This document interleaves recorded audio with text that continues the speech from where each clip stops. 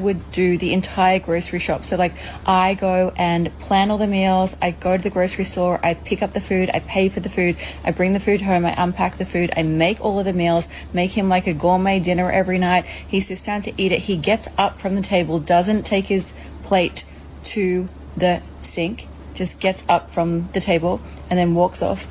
And then I clean up after I've paid and cooked and done all the things. What started out as an act of love, generosity, and being a good partner was taken advantage by this man who, since then, taking these tasks as granted, was happy to be served by his female partner.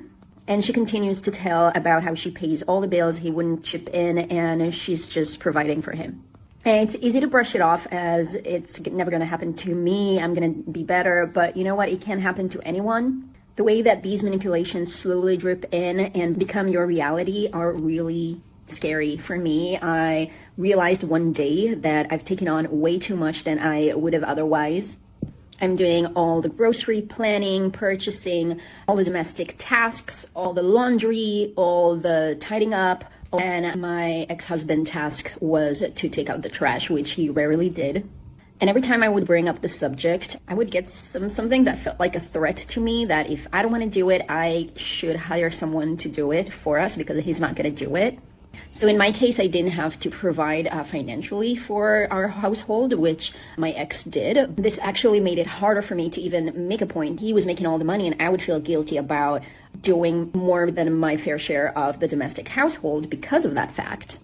And he didn't want to do any of the things that he doesn't like to do because he's earning enough money for not needing to do that. That was long ago. We are separated 2.5 years already, but just thinking about how I was in this situation, it's really hard for me to understand. Why did I stay? It's mind-boggling to me.